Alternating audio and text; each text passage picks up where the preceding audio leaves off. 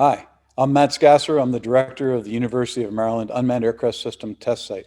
And I really have to say, I appreciate Felipe and Barone Vehicles to give me this opportunity to speak to you at the Skyscraper Summit 2020. This is a real unique opportunity because it is truly a worldwide audience. And that fact in and of itself is really critically important because to take advantage of all the innovations and revolutionary ideas that are out there, we really need those perspectives from around the world. So this is a really exciting opportunity to get to talk to you all this morning and kind of start it off with this long view of how do we get from here to there? And even more closely, how do we get from this vehicle right here, which we used to carry a human organ for the first time in history in April of 2019? How do we go from this, what is kind of actually a pretty simple system? It has a lot of reliability, redundancy built in, but it's still a fairly straightforward, fairly simple system. It's a drone, as most people are familiar with drones. So how do we get from this aircraft right here in this great workshop that we work in to something that's a little closer to this world? And this is the world that we all know that we're shooting for. You're going to have fully integrated airspace. You're going to have manned, unmanned, optionally piloted, fully autonomous, level 5 autonomy, all those things working together. How do we get from this very simple aircraft that's next to me up to this reality of where we're going to be in the future? And the path that we choose and how we get there matters tremendously. With you today, I'm going to talk about some of the parts and pieces. I'm not going to talk about an end-to-end solution or this is the way we have to do it. But I'm going to talk about some of the considerations, some of the concerns, some of the challenges that we have in front of us. Where we come from really does affect our view and our approach. And a lot of times when I'm talking to public groups or in conversations, I really kind of talk about two mentalities. You have the Radio Shack mentality and the aviation mentality. The mentality of technology versus the technology of professional practice.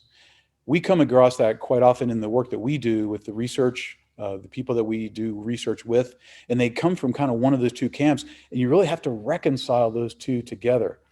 At the very smallest level, at the simple aircraft level that we started with, UAS is a very generic term, unmanned aircraft system. And it's fairly simple, it's very understood, and people kind of assume that they know what that is meant by that. But now when you apply that acronym UAS to this world, to carrying passengers, to autonomy, things like that, it gets much more complex very quickly. As soon as you add passengers to the equation, you add a whole different regulatory aspect to it. You also add an ethical aspect, and not just passengers in the aircraft, but what about the people on the ground? What about people in the vertiports, in the cities, in the rural areas that we're flying over, that we're interacting with, whether they like it or not? So we have to take that into account. And then the complexity of the systems. As I said, the system that I'm standing next to is a fairly straightforward system. But when you get to a very complex system, it actually becomes a system of systems, especially when you think about it as part of the Internet of Things, which this really represents the aviation version of the Internet of Things. How do you start doing that, whether you have a human in the loop or a human on the loop, or do you go full level 5 autonomy? So the aspects of how we go from UAS to then something like UAM, urban air mobility. And when that term first came out, a lot of people really thought they understood. I know what urban air mobility is. It's air taxis. Well, no, it's not. It's more like this over here. And then people started thinking about, well, urban air mobility is going to be very hard to get to when you start talking levels of autonomy, things like that. So they started thinking about maybe we started with manned aircraft with levels of autonomy and automation worked into manned aircraft. So then the term advanced air mobility, AAM, was coined. So there's a lot of terms out there, and it's really important for us to think about what are we saying when we use those acronyms, when we use those terms, and what is the baggage that comes with them. Another acronym, UTM, UAS traffic management. That's another aspect of the way people are going with the technologies and the aviation practice and trying to meld the two. But it's taking a segregated approach.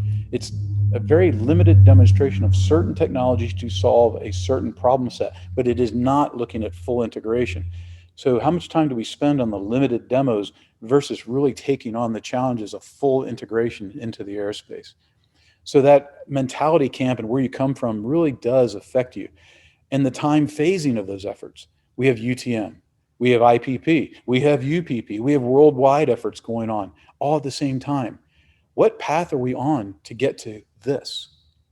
That path perspective really matters. You could have a single path one path, or you could do a mind map of various options that are out there. The single path, the linear path, is very efficient. It's easy to keep things aligned, but it's very controlled. It doesn't necessarily take advantage of revolutionary leaps in technology, innovative ways of doing things and procedures and policies. So the nonlinear approach allows us to take advantage of those advances, but is also harder to corral. It's herding the cats. It's trying to keep everybody aligned towards common outcomes. And that kind of leads us to the idea of roadmaps. The FAA in the United States has an UAS roadmap that it gets to this kind of a future. But then within certain technology sectors, within UAM, within AAM, there are other roadmaps. How do we reconcile those roadmaps? How do we arrive at those roadmaps? And in my mind, the roadmaps are quite often driven by the motivations. The motivations is what drives our focus and drives us to our outcomes, whether they're disparate outcomes or the same outcomes.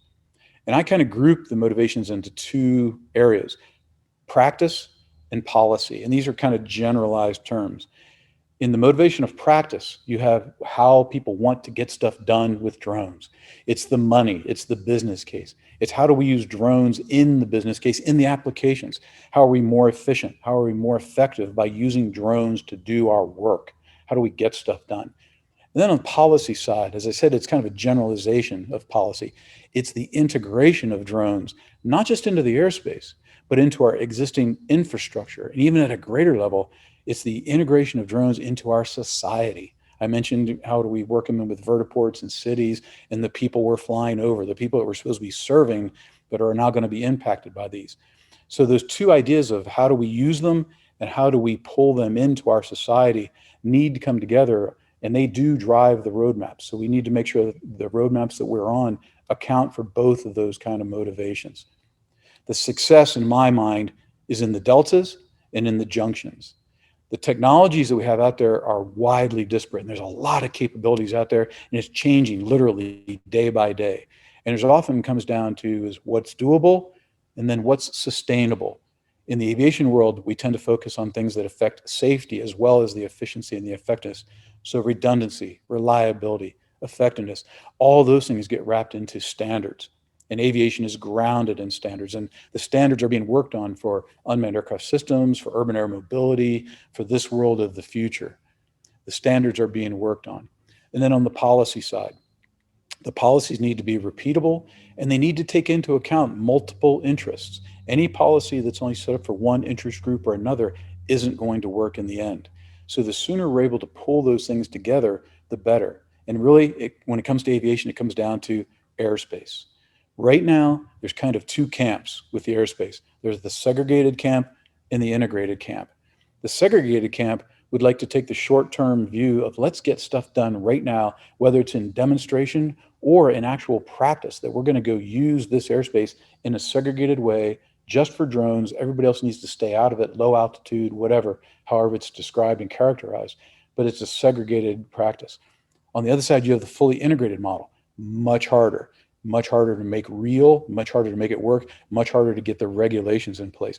But we know that that's the direction that we need to go to get to that future that's behind me. So we really need to figure out, what do we use the segregated aspects for versus how do we get to the integrated aspects? The bottom line, though, is how do we get there together?